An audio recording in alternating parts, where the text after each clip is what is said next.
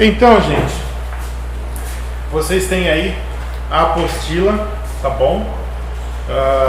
De Jonas. Eu quero dar informações para vocês sobre essa apostila.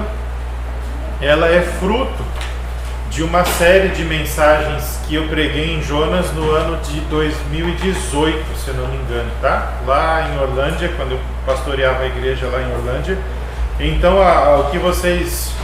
o que a gente vai estudar juntos aqui reflete uma série de mensagens pregadas há um tempo atrás, mas com certeza ela foi atualizada, tá? Para a gente estudar aqui hoje. E você tem ali na última página referência bibliográfica, todo o material que eu usei para preparar essa apostila. E a gente vai, então, cada domingo estudar uma parte dela. Sugestão para vocês: ao longo dessas semanas, leiam Jonas. E pensem naquilo que a gente vai falar aqui, nas coisas que a gente vem falando, e leiam. Por quê? Porque quando chegar na próxima aula, você tem alguma coisa na cabeça, de repente você tem alguma dúvida, a gente pode discutir aqui. Eu não vou responder todas as dúvidas porque eu não consigo, mas com certeza alguma coisa a gente vai tratar aqui e vai ser legal para a gente discutir, tá bom? E ao longo das semanas também, o Oliver vai mandar no grupo do WhatsApp um formuláriozinho com uma pergunta, né? Você clica lá e vai ter uma pergunta a respeito da aula para você responder, para você interagir, para servir de reflexão, estudo, enfim, tá bom? Então são esses os avisos aí para a gente se preparar para essas aulas. Vamos lá. Jonas, o profeta Jonas. Existe um livrinho que é uma transcrição de uma série de mensagens de um pastor, acho que do Reino Unido, alguma coisa assim, que ele chamou, e o livrinho chama Jonas, o missionário bem-sucedido que fracassou, né? E é interessante quando você lê esse livrinho, porque ele é bem-sucedido, porque Deus executa a tarefa dele, apesar de Jonas, e ele fracassou justamente pela postura que ele teve diante do que Deus disse para ele fazer, né? Então vale a pena também a leitura. É um livro pequenininho, simplesinho, você vai encontrar aí em qualquer livraria sem problema algum. Antes da gente entrar no texto de Jonas propriamente dito, eu quero comentar com vocês a estrutura de Jonas. Eu sempre gosto de lembrar isso. A Bíblia, ela é um livro que ela tem um propósito e ela tem estilos literários. Então é bom, quando a gente vai estudar um livro específico, compreender o estilo literário, compreender a maneira que foi escrito aquele livro e o propósito também, tá? Então nós temos Jonas, que é o estilo literário dele é uma narrativa, mas é também uma crônica. E para quem gosta dessa área, sabe que uma crônica, ela termina abruptamente. Ela não tem uma conclusão. A crônica, ela vem escrevendo, vem narrando a história, ela chega no momento final, ali no clímax, de repente ela para, acabou. E Jonas é assim. Se você olhar no capítulo 4 de Jonas, lá no finalzinho, versículo 11, como que termina? Eu vou ler o versículo 9, para a gente chegar no versículo 11. Então Deus perguntou a Jonas: é razoável essa tua ira por causa da planta? Ele respondeu: é justo que eu me ire a ponto de desejar a morte. Esse é o coração de Jonas sendo exposto aí. O Senhor disse: tens compaixão da planta que não cultivaste nem fizeste crescer, que numa noite nasceu e na outra noite morreu? E não teria eu, Deus continuando falando, compaixão da grande cidade de Nínive, onde há mais de 120 mil pessoas que não sabem discernir entre a mão direita e a esquerda, e também muito gado? Acabou. Não tem uma... E aí, como que continua essa conversa? Não é para você... Você pode usar a sua imaginação, mas não é para você usar e inferir coisas que Deus não revelou na palavra dele. Mas a crônica, ela tem essa característica, ela terminou, acabou com esse diálogo. O que eu e você precisamos para compreender da palavra de Deus está aqui, o resto é fruto da minha e da sua imaginação. Como terminou essa conversa de Deus com Jonas, esse diálogo aí, tá bom? Então é importante a gente notar essas características da palavra de Deus, e quando a gente vai estudar Jonas é interessante perceber isso. E eu trouxe aqui um pedaço, tá, da estrutura narrativa de Jonas, e isso se aplica a praticamente toda a narrativa da Bíblia, tá? Mas aqui, no caso, estamos estudando Jonas, vamos falar sobre Jonas, para você notar à medida em que você lê Jonas. É por isso que eu falei, ao longo da semana vai lendo Jonas, vai estudando, e você vai perceber algumas coisas que talvez antes você não percebesse. Como que começa Jonas? Uma situação de normalidade. Você tem versículo 1 e 2 aí, tá? A palavra do Senhor veio a Jonas e Deus deu uma ordem. É uma situação. Está narrando a situação, tá? Aí vem o problema, versículo 3. E o problema é, Deus deu uma ordem, Jonas fez outra coisa.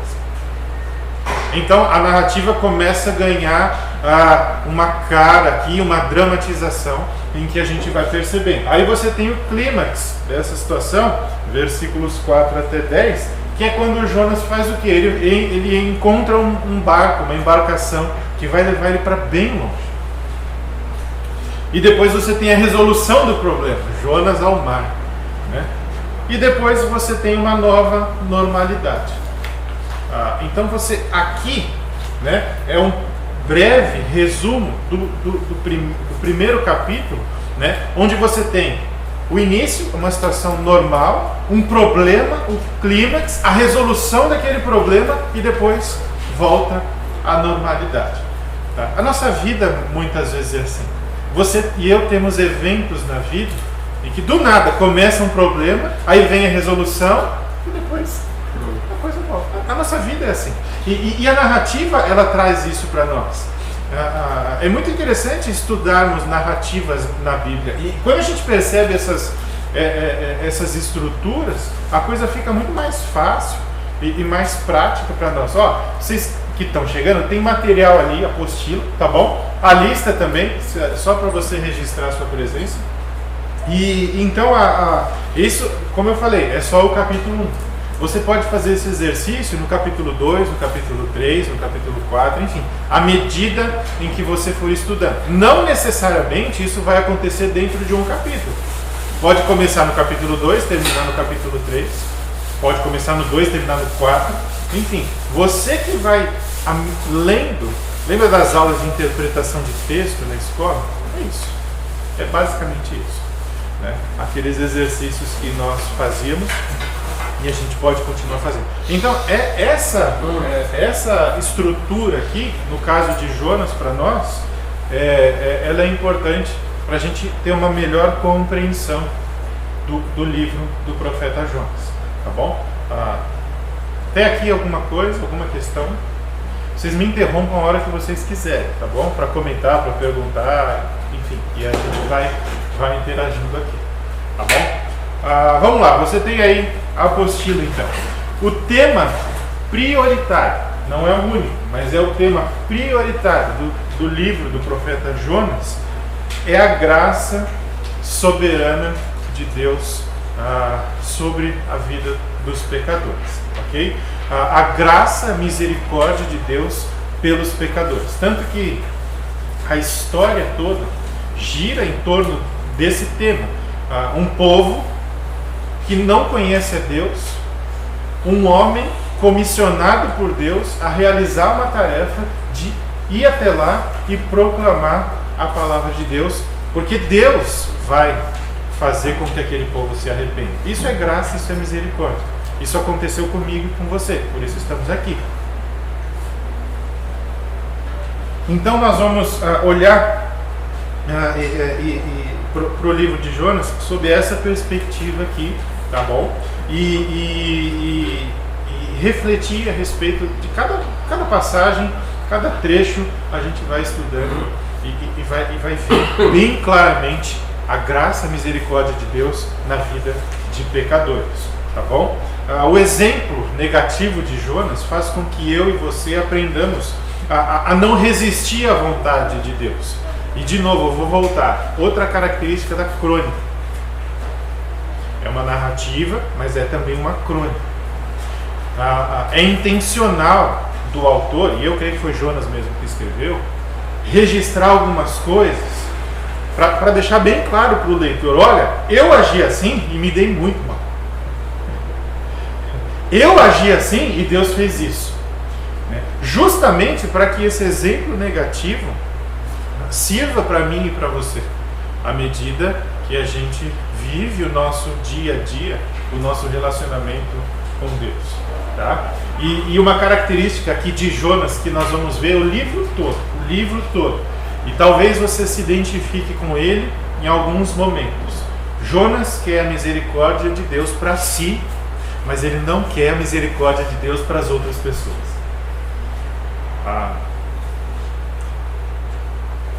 Quem tem irmão sabe o que é isso. Quem tem irmão sabe. Eu quero aquele negócio. Meu irmão não precisa daquilo. Afinal de contas, eu fiz. Ele não. Eu arrumei o quarto. É isso. Então, são coisas pequenas, mas aqui no caso que a gente vai olhar, o desdobramento é outro. Mas são nessas pequenas coisas que nós vamos perceber que a gente se identifica com ele. E precisamos perceber a ação de Deus em tudo isso. Tá? Você tem aí o personagem principal de Jonas, não é o peixe, não são os marinheiros, não são os ninivitas. O personagem principal de Jonas e de toda a Bíblia é Deus. Sempre. Mas tem o nome do profeta? Tem, mas o personagem principal é Deus. E tanto que você vê aí, o que eu coloquei, né, só para você perceber, nome de Deus aqui aparece 39 vezes no livro de Jonas. Você tem 4 capítulos, 48 versículos, e dentro desses 48 versículos, 39 vezes aparece Deus. Não dá para ter outro personagem principal. Não tem como você mudar o foco nesse caso. Agora, quer saber uma coisa? O que isso diz da nossa vida? E aqui é importante a gente pensar por causa dos dias que nós vivemos. Eu sou o protagonista da minha vida. Será? Será que eu não sou? Eu estava conversando com uma pessoa algum tempo atrás sobre isso. Será que eu não sou o coadjuvante da minha vida? E o personagem principal é ou deveria ser o Senhor Jesus Cristo? Porque a mensagem que a gente vê lá fora, quando falo fora, é mundo. Você vai fazer acontecer. Você é o personagem principal. Você está em foco. Você. Mas isso é verdade na nossa vida? Se você imagina um grande teatro, onde no palco passa a história da sua vida, quem é o personagem principal? Quem deve estar no centro? Quem é tanto plateia quanto o personagem principal, se não o próprio Deus?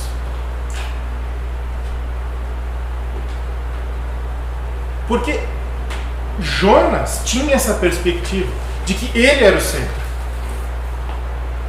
E a gente vê isso nos diálogos que ele tem com Deus. Eu estou irado a ponto de morrer. É o final do livro. Por quê? Porque outras pessoas se converteram? Isso não é motivo de alegria para você? Então a gente precisa se lembrar, e o livro de Jonas vai nos mostrar isso. Outros livros da Bíblia também mostram isso, tá bom? É que a gente está estudando Jonas. Então, o personagem principal, o protagonista, não sou eu. Eu sou um coadjuvante. E coadjuvante já tem bastante trabalho.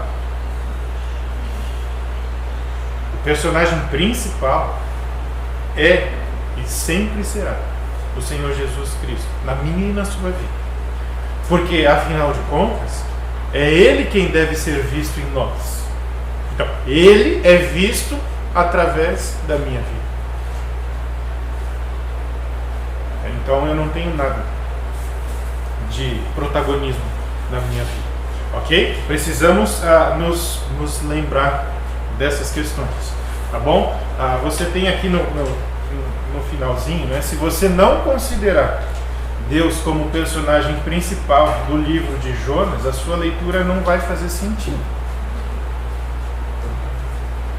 E só assim a gente vai compreender a mensagem do livro, tá? Um resuminho bem simples aí, você tem capítulo 1, Deus chama Jonas e ao invés dele obedecer, ele foge. Capítulo 2, Jonas está dentro de um peixe e aí finalmente ele aceita a missão que ele recebeu. Capítulo 3, o ministério de Jonas em Nínive, o sermão mais curto já pregado, registrado pelo menos. Tá aí, a gente vai chegar lá. Pouquíssimas palavras.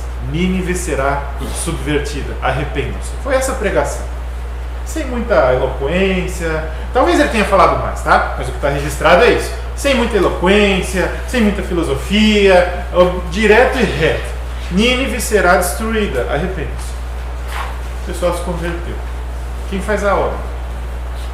Capítulo 4. O contraste da ira de Jonas com a misericórdia de Deus. Tá bom? Então, isso é o que a gente vai olhar basicamente ao longo dessas aulas. Tá bom? E vamos começar aí pelo capítulo 1, versículos 1, 2 e 3. Vamos começar pela normalidade, tá? Do livro de Jonas. Eu vou ler aqui o texto que está aí na sua apostila, tá? E a gente vai caminhando aqui. Veio a palavra do Senhor a Jonas, filho de Amitai, dizendo: Dispõe-te, vai à grande cidade de Nínive e clama contra ela, porque a sua malícia subiu até mim. Jonas se dispôs, mas para fugir da presença do Senhor, para Tarsis. E, tendo descido a Jope, achou um navio que ia para Tarsis. Pagou, pois, a sua passagem e embarcou nele, para ir com eles para Tarsis, para longe da presença do Senhor. Aí você conhece o texto, você já cansou de ler, você já cansou de ouvir sobre ele, e a gente vai dar uma explorada nele, mas quem era Jonas? Tem a história aqui, o registro, para a gente conseguir identificar e situar períodos e tudo mais, tá? Jonas era filho de Amitai. Agora você tem o texto de 2 Reis 14, 25, e dizendo: Restabeleceu ele os limites de Israel, desde a entrada de Amate até o mar da planície, segundo a palavra do Senhor, Deus de Israel, ao qual falara por meio do seu servo Jonas, filho de Amitai, o profeta, o qual era de Gat-Hefer. Então, aqui, né, quando você olha esse texto, você consegue perceber mais ou menos o período em que ele viveu, onde ele estava, qual era o momento de Israel, econômico, social, religioso e tudo mais, tá? Por isso que eu coloquei aqui, para a gente entender bem todo esse contexto. Então ele viveu aí mais ou menos no período de 793 a 750 a.C., no reinado de Jeroboão II, tá? Foi contemporâneo a dois outros profetas, Oséias e Amós. E a cidade aí de Gat-Hefer, que hoje é a região da Galileia. Então aqui é só para a gente ter uma ideia e situar quem era Jonas, onde ele estava, o período que ele viveu, e perceber aí todo o momento que ele viveu. O nome Jonas tem um significado que é pomba, tá bom? Enfim, esse não quer dizer nada além disso, tá? São apenas informações para vocês, tá bom?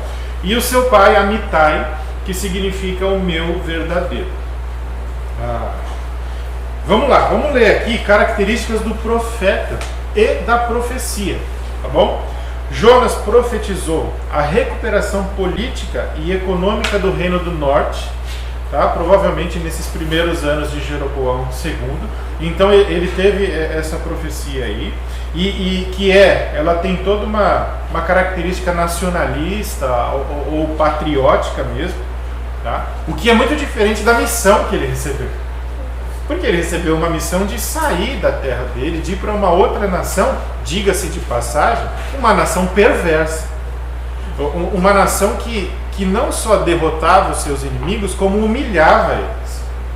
Tá? Os ninivitas, ou assírios, tá? Eles empalavam os seus inimigos. Eles decapitavam, cortavam em partes, enfim. Né? Tudo isso para mostrar não só que eles eram bons, mas que eles eram muito, muito poderosos. Então tem até estudiosos que falam que Jonas não queria ir para Nínive porque os pais dele, ou a família dele, eles foram mortos pelos ninivitas. Isso é uma teoria, tá? É uma teoria. Poderia fazer sentido, mas não justifica ainda assim. Então essa era a razão. Eu creio que a razão é o coração duro mesmo, tá? De Jonas de não querer. Não tem muita relação com a família, se foi morto, se não foi. Tá?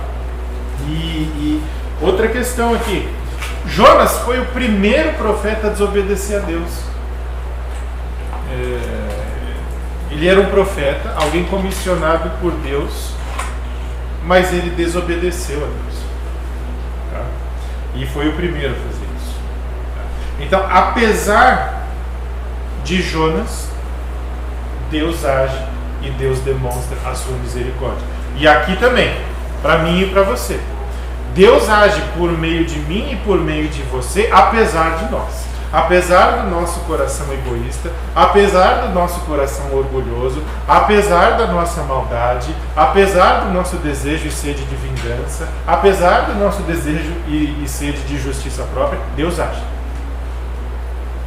Usou Jonas e nos usa até hoje, apesar de nós. Tá? Você tem aqui, depois, na apostila, só para vocês saberem, tá? Quando eu fiz a apostila, eu fiz uma para mim, com algumas anotações, e a dos alunos. Só que para mim, eu errei e a paginação ficou travada. Então vocês têm número de página aqui, então eu não estou falando o número da página, porque eu não tenho ela aqui, mas depois eu corrijo isso. Então você tem aí essas características de Nínive, e um texto que eu quero ler, que é o de Gênesis, uma questão interessante para a gente olhar a história, né? Nínive foi construída por Nimrod. Lá em Gênesis 10, 8 até 11, você tem esse registro. É interessante isso. Cuxi gerou a Nimrod, o qual começou a ser poderoso na terra. Foi valente caçador diante do Senhor. Daí dizer-se, como Nimrod, poderoso caçador diante do Senhor. O princípio do seu reino foi Babel. Lembra? Babel, Ereque, Acade e Calné, na terra de Sinai. Daquela terra saiu ele para a Assíria e edificou Nínive, e depois aí Rebote e Calá. Então aqui você vê Nínive, da onde surgiu, né? Então você tem esses relatos aí ao longo do Antigo Testamento que nos dão informações importantes para a gente entender o momento de Jonas e a região que ele não só vivia, mas também que ele foi atuar. Tá bom? Então Nínive, eu já falei um pouco aí a respeito da perversidade dos ninivitas. Tá? Então eu não vou ficar passando todos esses itens aqui, porque senão a gente não vai conseguir caminhar muito. Mas uma questão é muito importante. Aquelas pessoas de Nínive, elas eram obstinadas pelo pecado. Eram pessoas que que eram maldosas mesmo. É o grupo de pessoas que você não gostaria de cruzar na rua. E que às vezes a gente ouve falar de alguns grupos aí, extremistas na TV, e a gente fala, ainda bem que eu não vivo na mesma região que aquele povo. É esse povo. Então a tarefa de Jonas, ela não era simples. Ir até Nínive. Porque eu não quero que vocês tenham a impressão de que a gente está falando aqui que Jonas desobedeceu e se a gente estivesse lá a gente teria obedecido, porque talvez nós teríamos atitudes iguais ou piores até do que Jonas. Porque não era uma região, não era um país, um grupo de pessoas ali fácil de lidar. Dava medo. Porque certamente, Jonas, pensando, se eu pisar lá eu vou morrer. Se eu pisar lá e falar que a cidade deles vai ser destruída e eles precisam se arrepender, com certeza eu vou morrer. Porque eles eram um exército poderoso. Então como que chega alguém falando que vai destruir a cidade? Então essas coisas certamente passaram na cabeça de Jonas. E passaria na minha e na sua cabeça também à medida que nós recebêssemos tarefas dadas por Deus nesse sentido. Tá bom? Então vamos olhar para a postura de Jonas no versículo 3. Jonas então se dispôs. É interessante. Deus deu uma ordem e o texto diz: Jonas se dispôs, mas para fugir da presença do Senhor. Ele quis ir para Tarsis e, tendo descido a Jope, achou um navio que ia para Tarsis, pagou a sua passagem e embarcou nele para ir com eles para longe da presença do Senhor. Eu coloquei o Salmo 139, versículos 7 até 10 aí, com a seguinte pergunta: é possível fugir da presença do Senhor? O salmista escreveu: se eu vou para o abismo, você está lá. Se eu vou para você está lá. Não tem como. Mas é possível relutar a uma ordem do Senhor. E às vezes nós relutamos com relação a cumprir ordens que o Senhor nos dá. Deixa eu só ilustrar isso aqui para vocês, só para vocês entenderem a questão geográfica da coisa aqui. Olha a Nínive onde está. Olha para onde... Aqui é Tarsis. Jonas estava aqui, Gat-Hefer. Deus mandou ele subir para Nínive. Ele foi para o litoral para ir para Tarsis. Então, quando o autor colocou Jonas se dispôs, mas para fugir da presença do Senhor para Tarsis, você tem que ter isso aqui em mente. Ele mandou ir para leste, ele foi para oeste. Muitos quilômetros. Muitos quilômetros. É interessante que Jonas ele se dispõe para fazer algo contrário a Deus. Pode ter medo envolvido, pode ter o que for, mas ele se dispôs para desobedecer a Deus. E às vezes a gente tem a disposição de desobedecer a Deus. Isso está no nosso coração. E a gente sempre fala que obedecer a Deus é uma decisão. Essa saída dele, ele achava que Deus não estava no lugar onde ele vivia. Aí Deus seria local só para ele. É possível. Embora ele fosse um profeta, conhecesse a respeito da Torá e tudo mais, em algum momento ele pode ter se enganado achando que essa fuga ia aliviar alguma coisa. Tá? A questão, a gente vai ver, é que Jonas ele tinha uma teologia muito boa, mas a prática e é um cuidado que a gente tem que tomar pelos dias que nós vivemos, que a gente tem muita literatura, mas pouca prática. E Jonas era assim. E pelo exemplo negativo dele a gente vai entender as coisas, tá bom? Jonas foge, ele decide desobedecer a Deus com a consciência, e é justamente isso. Ele quer que a justiça de Deus seja dirigida aos inimigos de Israel mas ele quer a misericórdia de Deus para si. É igual o irmão. Não, eu fiz isso, eu mereço esse negócio, ele não merece. Afinal de contas,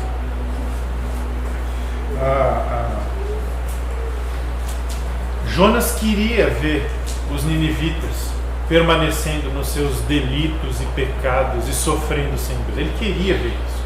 Foi consciente isso que ele fez. Tá? Não foi inconsciente. Tá?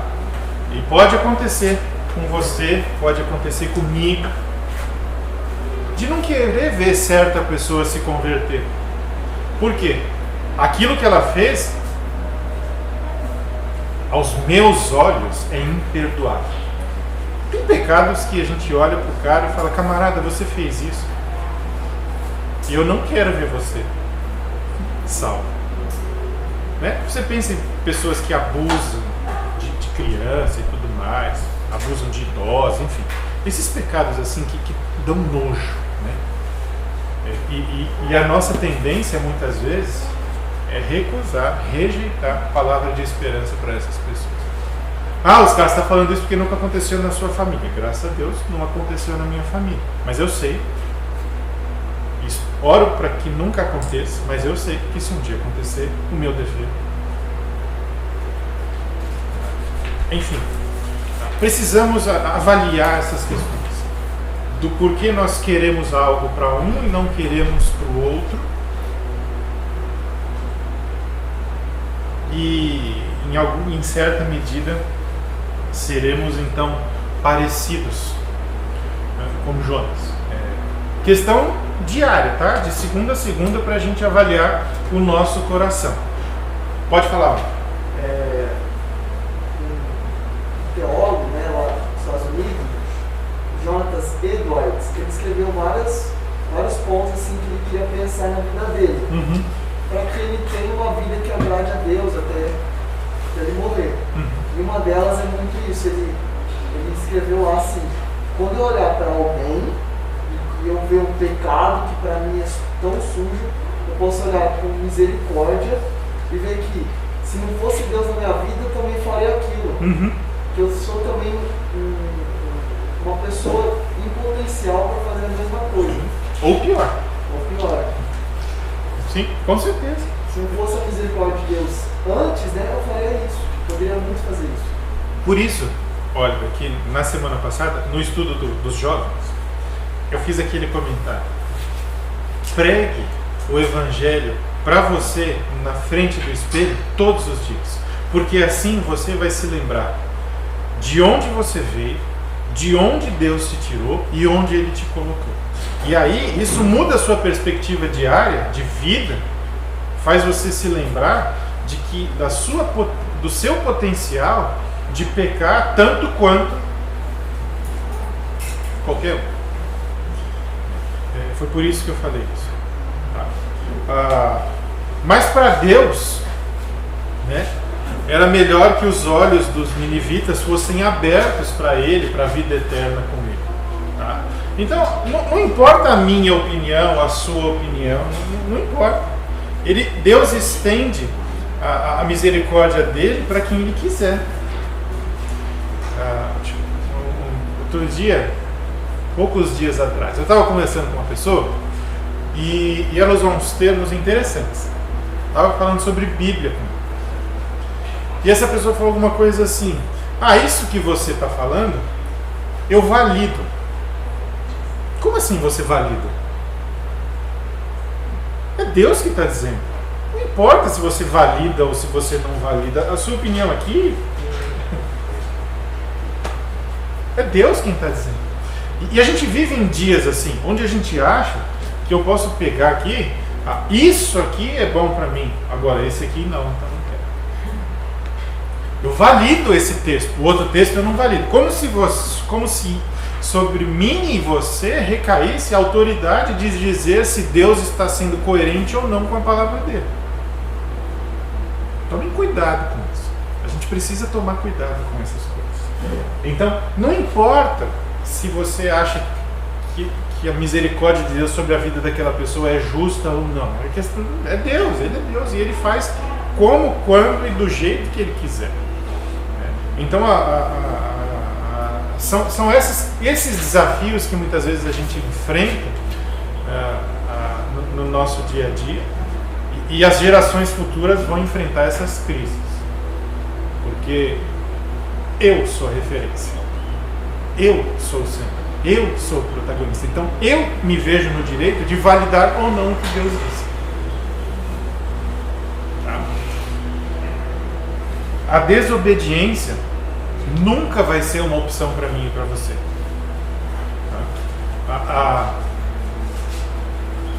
Semana passada, o texto que foi pregado, de Gálatas, onde o texto diz que Deus nos desarraigou, nos arrancou da escravidão do pecado, e atirar pela raiz, tá?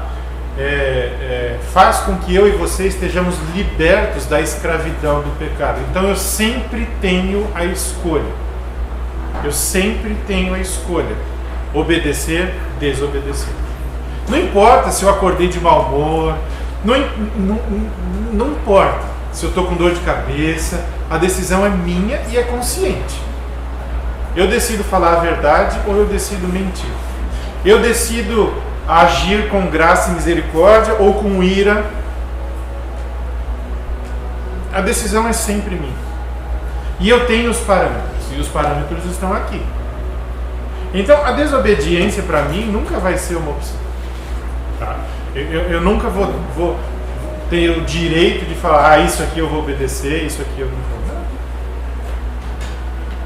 E percebe que Jonas, em alguma medida, isso aqui eu não vou fazer não, vou para outro lado, vou para o outro lado, ok? Jonas, então, ele fugiu, né? Ele é um desertor, ele agiu como um desertor. Aqui é interessante, ele adota então uma teologia certa e uma prática errada. Jonas, ele gostaria de mudar a mente de Deus quando tudo que ele precisava é mudar a sua conduta exclusivista. Deus me deu uma tarefa. E eu e você temos uma tarefa. Que é viver para a honra e glória dele, proclamar a palavra dele. A tarefa está dada. Então, por isso, equilibrar conhecimento e prática. Quanto a nossa tendência é estudar e deixar a prática, deixa a vida me levar, a vida leva eu. A nossa tendência é essa, mas a gente precisa equilibrar as coisas. A prática não acontece por osmose. É interessante. Eu leio um livro sobre o tema, sei lá, ansiedade. Eu li o livro, eu adquiri informação. Não significa que eu não vou mais ficar ansioso. Porque para não ficar ansioso eu preciso praticar aquilo. Então o livro, ele me dá o recurso, ele me dá informações para que eu saiba lidar com a coisa. Agora, lidar com a coisa é uma disposição do meu coração, uma decisão que eu vou tomar. Essa é a diferença. Por isso nós precisamos sempre equilibrar teologia, conhecimento com a prática. Porque o conhecimento pelo conhecimento não produz vida. E Deus se interessa por vidas. Uma frase que recentemente eu ouvi você precisa ser paciente, você precisa ser obediente, você precisa ser não sei o quê. Aí o pessoal começa a falar: Deus não vai fazer obediente, mas Ele vai te dar a oportunidade de fazer obediência. Sim. Te dar obediência. Uhum. Com certeza. Normalmente é assim. Você ora, você pede a Deus: Senhor, eu quero ser mais paciente. Ele vai te dar a oportunidade de você exercer a paciência. Como que é isso? Não é com uma calmaria. É com oportunidades de você praticar a paciência. E aí a decisão que foi, João? É porque ontem eu estava dando estudo e eu pedi isso, Eu dou aula para matemática, ensino fundamental 2, de 11 a 15 anos.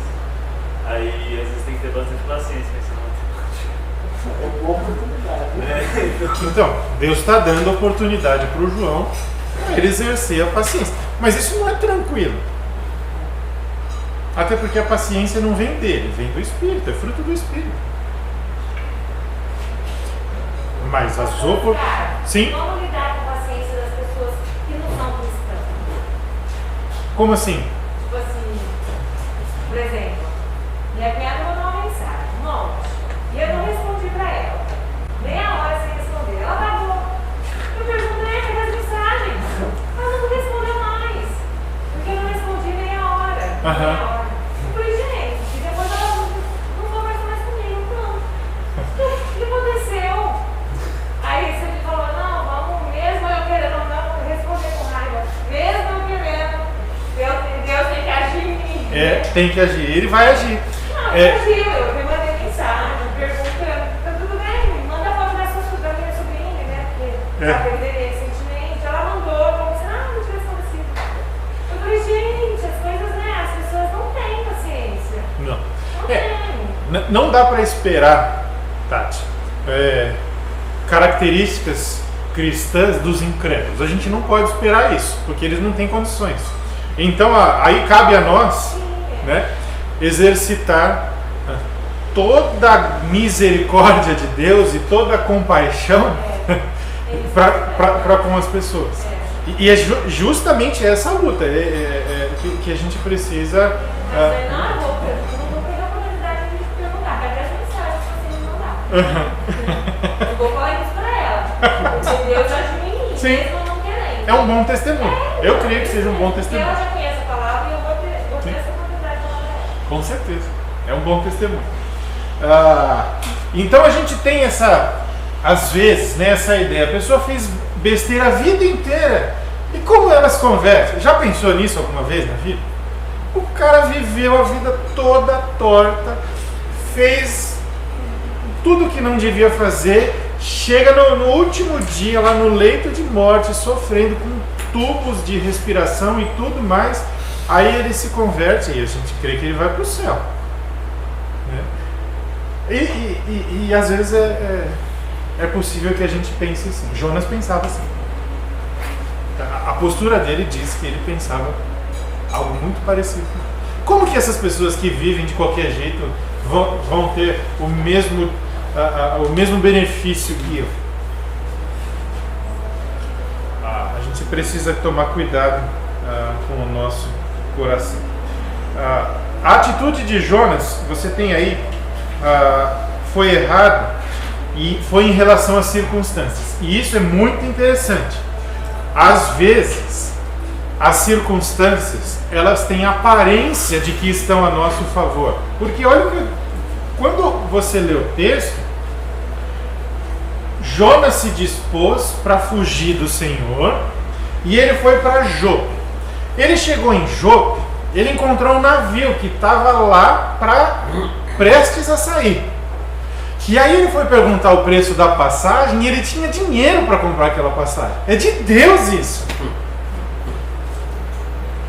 As circunstâncias a nosso favor não é um significado de que Deus está nos conduzindo para aquele caminho, tá? Porque é claro aqui, ele estava desobedecendo, mas tinha circunstância favorável para ele. Ele chegou lá, tinha o navio que ele queria e ele tinha dinheiro para comprar a passagem. Quantas vezes você já não se guiou por situações parecidas? Eu vou fazer isso, se deu aqui é porque Deus quer isso. Será? Será que a gente deve se guiar pelas circunstâncias? Porque aqui as circunstâncias favoreceram para que ele continuasse ou permanecesse na desobediência. Percebe como nós precisamos de verdade fixar os nossos olhos em Deus e seguir a palavra dele, a direção dele, perceber a situação, mas a situação não necessariamente vai me dizer o que eu tenho que fazer. Porque no caso de Jonas estava tudo favorável. Tudo. Quantas vezes você já não pensou, eu vou chegar naquela loja, se o preço do negócio que eu quero comprar for esse e eu tenho esse dinheiro, eu vou comprar porque é Deus dizendo que eu tenho que comprar. esse não é um bom guia. Não é um bom parâmetro. Não foi para Jonas. E não é para mim, não é para você. Tá? Chegou no navio, o que ele fez? Se escondeu. Foi pro porão, ficou lá. Tá? Então, embora as circunstâncias fossem favoráveis, ele estava desobedecendo. Então não importa. Não importa as circunstâncias. Tem uma música que a gente canta assim. Então eu e você, a gente pode se rebelar contra Deus e mesmo assim continuar fazendo o nosso devocional, continuar dormindo bem, continuar se envolvendo nas coisas da igreja e ainda assim ter uma postura, um coração rebelde diante de Deus. É possível. Porque eu olho para você, eu vejo você, o exterior, eu não sondo o seu coração. Quem sonda é Deus. Ele conhece. Circunstância por circunstância, aparentemente é favorável, está tudo certo, está tudo caminhando, mas o seu relacionamento com Deus diz muito.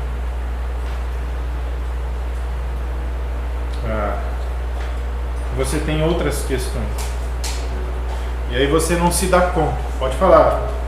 Como perceber que a gente está indo no caminho errado? Se naturalmente o nosso pecado quer que a gente as coisas que nos agradem. Quando tudo está nos agradando, está tudo bem. Como eu percebo que não, está no caminho errado? Às vezes, no momento, você não vai perceber. Jonas, ele decidiu. Pensa, Jonas não era tolo, tá? Ele não era bobo. A gente está falando de um cara que deliberadamente decidiu desobedecer a Deus. Deus mandou ele para um lado e ele foi para o outro. Então, em algum momento, talvez, ele já tivesse deletado de uma maneira bem confortável da memória dele aquilo que Deus tinha falado. Acomodou num lugar no coração lá onde ninguém tem acesso. Né? Você já assistiu Divertidamente? Tem o estoque das memórias lá. Ele jogou lá num galpãozinho e foi convivendo com isso, foi vivendo conforme o quê? Circunstâncias. Qual é o segredo? Você tem que se basear por isso. Você tem que ver as decisões que você tem tomado e ver, eu estou tomando decisões simplesmente por causa de circunstâncias ou porque eu tenho seguido o princípio bíblico. Deus não vai falar para você qual é a cor do carro que você tem que comprar, quanto de dinheiro você vai empenhar, sei lá, vou falar de carro, na troca de um carro, mas Ele dá sabedoria para você fazer planejamento, fazer conta, ver se aquela cor, se você pensa assim, né, vai ter um valor de revenda, qualquer coisa assim. Ele te dá sabedoria para decidir essas coisas. Então, como que você vai perceber isso? O primeiro critério, eu estou seguindo princípios bíblicos aqui, nessa situação. Tá? Teve alguma coisa que, de repente, eu não percebi ou tomei uma decisão meio forcei um pouco, porque às vezes a gente tem esse negócio, dá uma forçadinha, não é bem isso, mas dá para dar um negócio, um jeitinho aqui, não sei o quê. Então, essa sinceridade, essa honestidade no coração diante de Deus, quem vai nos ajudar, mas sempre seguindo o princípio bíblico. Então, envolve essa questão da consciência no seguinte sentido: eu preciso ser honesto com Deus e comigo, de que eu estou observando os fatos sem tentar qualquer tipo de favorecimento, assim, entendeu? Não sei se... agir só pela razão, só pela emoção. Só pela emoção. Você precisa equilibrar e se lembrar: circunstâncias favoráveis não são necessariamente voz de Deus para nós. É muito questão de você avaliar, caso a caso. É difícil você ter uma fórmula mágica assim, mas é sempre aquela coisa: avalie o seu coração, avalie a sua motivação, pense um pouco, reflita a respeito do caráter de Deus, princípios bíblicos que está envolvendo toda aquela situação, e aí você vai. É porque normalmente circunstâncias a gente coloca como um termômetro assim absoluto. Hoje em dia eu não vejo mais gente, não vejo mais as pessoas falando isso, mas alguns anos atrás era muito comum. Já que aconteceu isso, então eu entendi como um sinal de Deus. Às vezes é, às vezes não é. O Jonas tinha dinheiro para comprar a passagem, ele podia não ter. Né? Então é um sinal de Deus. A gente sabe como que Deus vai conduzir essa história. E nada fugiu do propósito dele, mas ele sofreu por causa disso.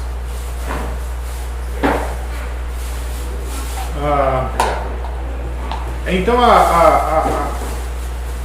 ele olhou para essas circunstâncias, tá bom? E pensou que fosse Deus falando com ele, tá? Então a ideia é essa aqui, né? À medida em que a gente faz a vontade de Deus, nós crescemos em graça e nos tornamos mais semelhantes a Cristo, né? Ele deve ser visto na minha vida. Não é mais de mim, é mais de Cristo em mim, né? Então sempre se lembrar disso. E a outra questão das circunstâncias aqui, né? Embora fossem favoráveis, ele não estava obedecendo a Deus.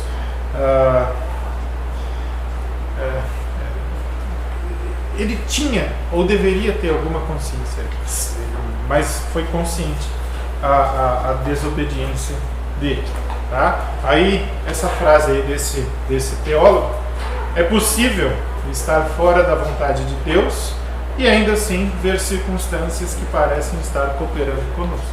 É possível. E não necessariamente você já viveu isso, mas possivelmente já viveu.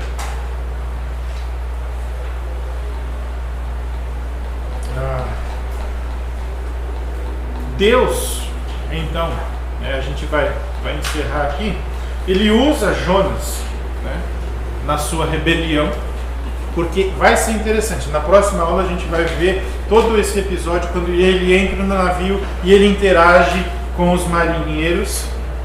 Então ele usa essa desobediência de Jonas para demonstrar justamente misericórdia e compaixão para outras pessoas. Primeiro os marinheiros e depois os ninivitas.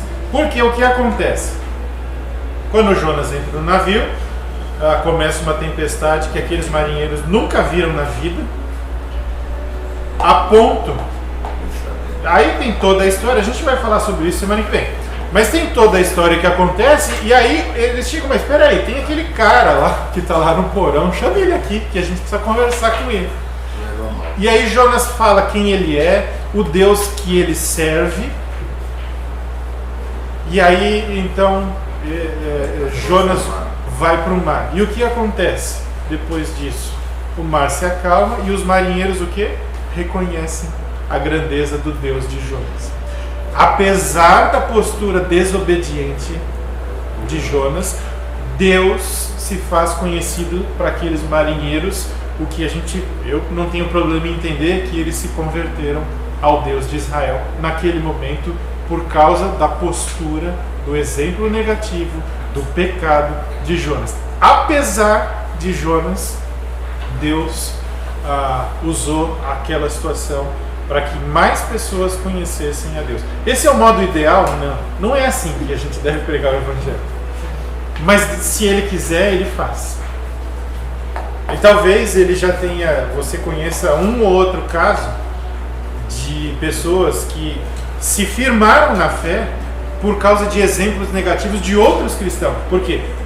Viver como aquele cristão eu não quero. Então eu quero ser mais sério com Deus. E pessoas se convertem ou então assumem um compromisso de serem mais sérios com Deus. Eu conheço alguns casos assim.